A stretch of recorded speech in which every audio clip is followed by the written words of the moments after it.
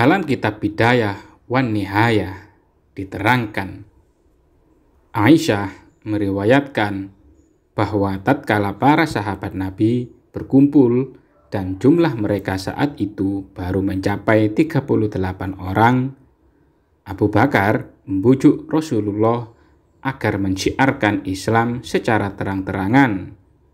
Nabi bersabda, "Wahai Abu Bakar, jumlah kita masih sedikit."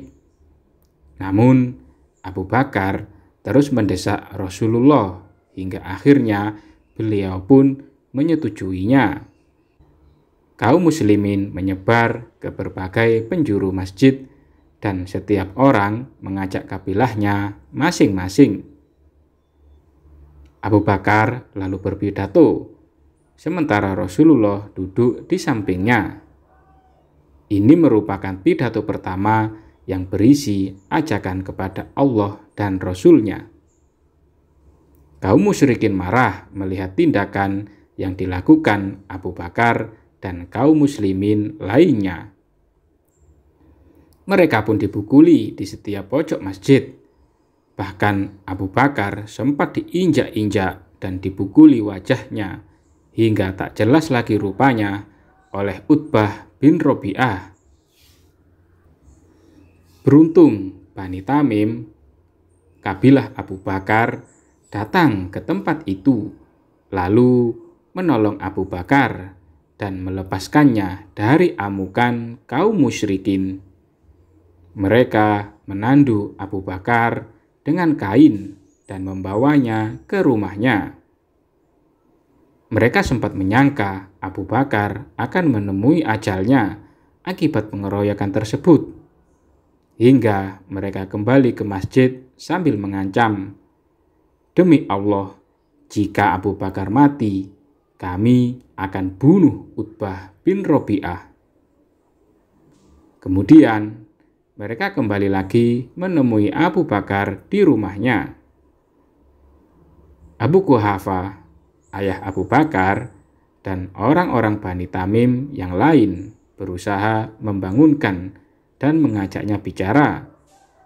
Hingga akhirnya Abu Bakar pun tersadar saat hari sudah petang dan langsung menanyakan keadaan Rasulullah. Mereka pun menyumpahi dan meninggalkan Abu Bakar sambil berkata kepada ibunya, Ummul Khair, agar memberinya makan dan minum. Ibunya pun mencoba membujuk Abu Bakar untuk makan, tetapi dia menolak dan terus bertanya tentang keadaan Nabi Muhammad. Sang ibu hanya menjawab, "Demi Allah, aku tidak mengetahui keadaan temanmu itu." Akhirnya Abu Bakar meminta kepada ibunya untuk menemui Ummu Jamil. Abu Bakar mengatakan Ummu Jamil pasti tahu keadaan Nabi.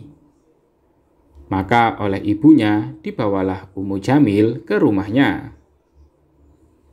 Ummu Jamil terkejut melihat keadaan Abu Bakar dan mengucapkan sumpah serapah terhadap orang-orang yang memukulnya, serta berharap Allah akan membalas perbuatan mereka.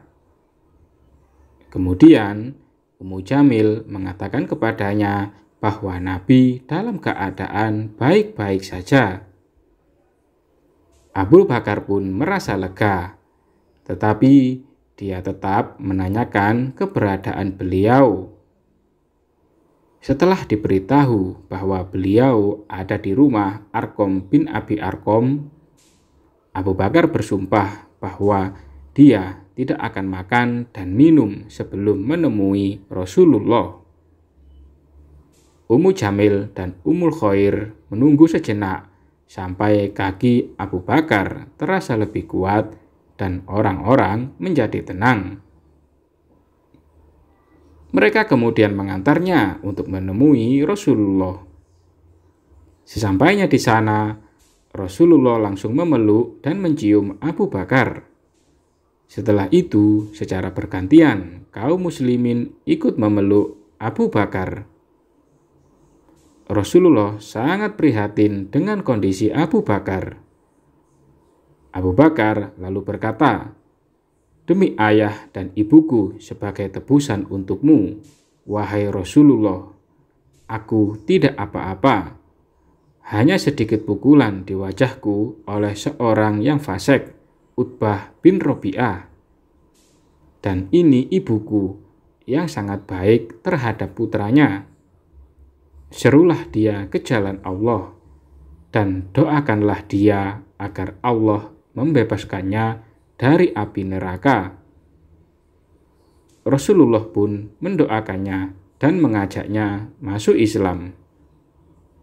Ajakan Rasulullah segera disambut baik oleh Ummul Khair, dan dia langsung mengucapkan 2 kalimat syahadat di hadapan beliau.